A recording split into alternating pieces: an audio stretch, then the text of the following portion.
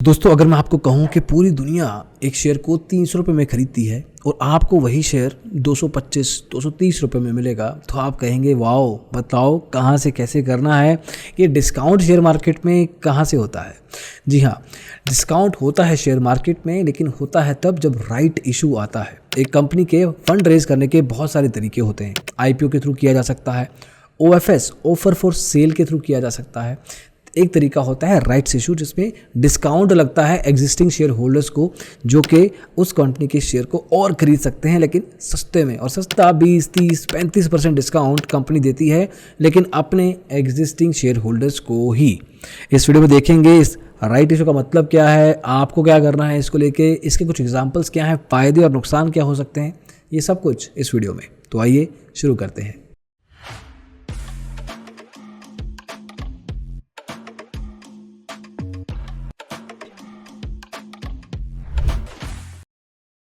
तो दोस्तों, rights issue एक चांस है एग्जिस्टिंग शेयर होल्डर्स के पास उन्हीं कंपनी के शेयर्स को और खरीदने का at a discounted price. Obligation नहीं है, ज़रूरी नहीं है कि आपको शेयर खरीदने हैं, लेकिन आपके पास अपॉर्चुनिटी है इन केस आपको अपने एग्जिस्टिंग शेयर्स को और बड़ा करना है, क्यूमुलेटिवली बाइंग करना है। अगर आप सोच रहे थे कि उनको जिस भी कंपनी में आप पैसा लगाते हैं उन और शेयर खरीदने की, तो राइट्स इशू के थ्रू आप कर सकते हैं। इसमें आपको सस्ते में शेयर मिलते हैं, यू डोंट हैव टू पे लॉट, बट आपको एक एंटाइटलमेंट मिलती है। आपको जो एक लंबी सी लाइन होती है ना, उस लाइन के आगे बुला लिया जाता है कि आपके पास शेयर पहले से पड़े हैं, आप आगे आ जाइए, या आप एक छोटी सी लाइन अलग से बना लीजिए। और ये जो लंबी लाइन लगा के खड़े हैं ना, जो सेकेंडरी मार्केट से शेयर उठाते हैं, उनको उस लाइन में लगे रहने दीजिए। अभी एंटाइटलमेंट होता है कि आपको X शेयर्स के लिए Y शेयर्स मिलेंगे। मतलब फॉर एग्जांपल, अगर आपके पास 10 शेयर पड़े हैं, तो कंपनी कह सकती है कि आपको मैं 2 शेयर और दे सकती हूँ। मतलब हर 10 शेयर के ऊपर 2 शेयर सस्ते वाले, डिस्काउंट वाले। ये 10 शेयर आपके पास पहले से हैं, इज़ व्हाट इट मीन्स। सो ऐसा नहीं है कि जो नया शेयर होल्डर है वो राइट इशू में पार्टिसिपेट कर सकता है, नहीं, सिर्फ एग्जिस्टिंग वन जो ऑलरेडी इन्वेस्टेड है। लेकिन अगर आप चाहें कि मुझे ज़्यादा शेयर दिए जाएं, तो आप सब अप्लाई कर सकते हैं। डिपेंड करेगा अलॉटमेंट के ऊपर कि कितना मिलता है कितना नहीं, बट वो चांस की बात है। जो शुरू में कंपनी ने एक तरीके से डिक्लेयर कर दिया, वो तो कंफर्म्ड है, आपको मिलेगा ही मिलेगा, depending on the number of shares that you have. अब एक कंपनी राइट इशू लेके क्यों आती है? बहुत सारे तरीके होते हैं। जो कंपनी फंड रेज करती है IPO के थ्रू, OFS के थ्रू, राइट इशू में भी मोरलेस रीज़न वही होते हैं। एक कंपनी को अपनी डेब्ट चुकानी है, अपने बिजनेस और ऑपरेशंस को बड़ा करना है, एक्सपेंशन करना है, then at the same time अपनी फाइनेंशियल हेल्थ को इम्प्रूव करना है। ये सब रीजंस, इसके अलावा भी और रीजंस हो सकते हैं जो कि एक कंपनी को पुश करते हैं राइट इशू की तरफ। अब अगला सवाल है कि एक राइट इशू को एग्जीक्यूट किया कैसे जाता है, मतलब मार्केट में एक राइट इशू आता कैसे है। अब एक IPO की तरह ही काम करता है। इसमें भी एक एंड डेट होती है, एक स्टार्ट डेट होती है। एक कंपनी शुरुआत में ही पहले से फिगर आउट करने की कोशिश करती है कि इसका प्राइस क्या होगा, डेट्स क्या होंगी, बैंड क्या होगा, साइज क्या होगा। अब एग्जाम्पल लेके चलते हैं। वोकार्ट करके कंपनी है जो कि फार्मास्यूटिकल बैकग्राउंड से आती है, मुंबई में इनका ऑफिस है। ये एक राइट इशू लेके आने वाले हैं 15 मार्च 2022 से लेके 22 मार्च 2022 तक। अभी कंपनी के पास 748 करोड़ से ज़्यादा शेयर के वर्थ की वैल्यू राइट इशू के थ्रू रेज की जा रही है। मतलब करीब 750 करोड़ रुपए फंड्स रेज किए जा रहे हैं। अभी जो पर्टिकुलर राइट इशू है ये भी डिस्काउंटेड प्राइस पे है। ये पर्टिकुलर कंपनी का शेयर प्राइस अगर आप देखेंगे तो 293-94 रुपये पे इस टाइम पे बैठा है करंट मार्केट प्राइस। लेकिन ये पर्टिकुलर राइट इशू में आपको शेयर मिलेंगे 225 रुपये में। जी हाँ, 225 रुपीज़। सीधा सीधा अगर देखा जाए तो 68 रुपीज़, 68 रुपये का डिस्काउंट मार्केट में से लेके जाइए। ये एक फुल्ली पेड इशू है। अब वोकार्ट के केस में जैसे कि हमने बताया कि एक रेशियो सेट होती है, फिक्स्ड रेशियो के कितने शेयर पे कितने शेयर आप लेके जा सकते हैं। अब अगर राइट एंटाइटलमेंट इस केस में, वोकार्ट के केस में देखा जाए तो 3:10 है। मतलब अगर आपके पास 10 शेयर एग्जिस्टिंग है आज की तारीख में है, तो 3 शेयर आपको डिस्काउंटेड प्राइस में मिलने की पूरी उम्मीद है। इससे ज़्यादा भी मिल सकते हैं, depends on the total subscription कितना मिलता है, कितना अलॉटमेंट किस हिसाब से होता है। लेकिन एज ऑफ नाउ 3:10 के हिसाब से आपको एंटाइटलमेंट मिलेगा। अब क्या एज एन इन्वेस्टर आपको इस पर्टिकुलर राइट इशू में इन्वेस्ट करना चाहिए? अब as an existing share holder ही कर पाएंगे वैसे तो आप। अब इसके मल्टीपल रीजन हो सकते हैं। प्राइमरी रीजन दोस्तों, इस कंपनी के फंडामेंटल स्ट्रॉन्ग है।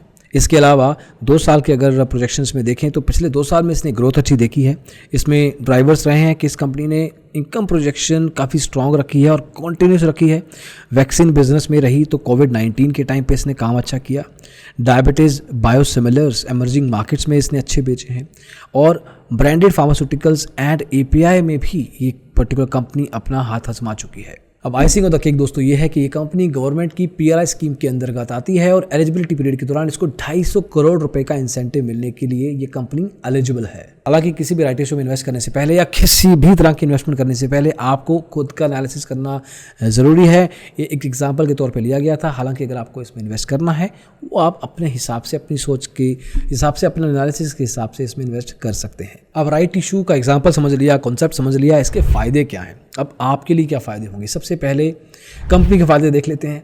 एक कंपनी जब राइट इशू लेके आती है तो वो पैसा जल्दी रेज कर सकती है क्योंकि ज़्यादा फॉर्मेलिटीज़ नहीं है। साथ में राइट इशू में आपको कोई भी अंडर राइटिंग नहीं करनी है, तो अंडर राइटिंग कॉस्ट बचती है, तो कंपनी के लिए भी सस्ता है। साथ में एग्जिस्टिंग शेयर होल्डर्स का ट्रस्ट मिलता है। एग्जिस्टिंग शेयर होल्डर्स के लिए भी फ़ायदा है, वो भी अपनी शेयर होल्डिंग बढ़ा सकते हैं और सस्ते दाम में मिल रहा है वो कंपनी का शेयर जिस कंपनी में ऑलरेडी अच्छे से फंडामेंटल लेवल पर एनालिसिस करने के साथ इस कंपनी में अगर इन्वेस्ट किया था, किसी भी कंपनी में जिसका राइट इशू आया है तो इन्वेस्ट किया था एनालिसिस के बाद, तो आज की तारीख में सस्ता मिल रहा है, तो आपका एनालिसिस गलत है या तो वो कंपनी होपफुली एनालिसिस सही हो और कंपनी भी सही हो। तो अगर देखा जाए तो आपको as an existing share holders अपना ओवरऑल शेयर होल्डिंग उस कंपनी में बढ़ाने का तो मौका मिलता है, वो भी सस्ते दाम में, और एक तरीके से एग्जिस्टिंग शेयर होल्डर्स का ट्रस्ट भी गेन करती है कंपनी कि मैं आपके पास आई हूँ, आप हमारे एग्जिस्टिंग शेयर होल्डर्स हैं और बाकी की जो नए लोग बनने वाले थे हमारे शेयर होल्डर्स उनकी तरफ नहीं गए, आप ही के पास आए हैं, आपने हम पे पहले विश्वास किया, अब हम आप पे विश्वास करते हैं, आप हमारा राइट इशू सक्सेसफुल करवाएंगे। अब फ़ायदे हैं तो दोस्तों नुकसान भी होगा। इस केस में नुकसान ये होता है कि एग्जिस्टिंग शेयर होल्डर्स की जो करंट शेयर की वैल्यू है वो कम हो जाती है। इसका भी एक एग्जांपल लेते हैं। मान लीजिए कि आपके पास एक कंपनी के 100 शेयर है, 100 शेयर्स, एक कंपनी का उस पर्टिकुलर शेयर का वैल्यू है 200 रुपये, मतलब आज की तारीख में आपके पास 20,000 रुपये तक की वर्थ के शेयर पड़े हैं। अब मान लीजिए कि 10:3 का एंटाइटलमेंट लेके कंपनी आती है और आपको 30 शेयर और मिलते हैं। अब ये 30 शेयर की वैल्यू आज की तारीख में उठा लें अगर राइट इशू के थ्रू, तो 150 रुपये आई है, तो मतलब 50 रुपये का डिस्काउंट मिला आपको। अब 150 रुपये के हिसाब से 30 शेयर 4,500 रुपये के हो गए। अब आपके पास शेयर कितने हो गए, 100 + 30 130, वैल्यू क्या हो गई 20,000 + 4,500 24,500।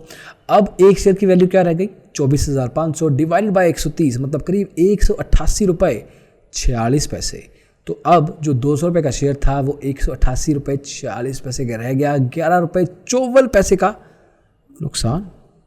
Okay, but this is what it is. आपके पास शेयर ज़्यादा बढ़ते हैं तो आपके पास overall value of the shares is higher, but इसमें ये नुकसान डेफिनेटली दिखता है। साथ में आपके जो शेयर की वैल्यू है राइट इशू के बाद गिरती ही है, मतलब एक कंपनी जब राइट इशू लेके आती है ना तो उसके शेयर की वैल्यू गिर नहीं है, ये कंफर्म्ड है, तो वो दिक्कत मार्केट में आपको फेस करनी पड़ सकती है, लेकिन जो वैल्यू पे आपको मिला है उतनी शायद ना गिरे।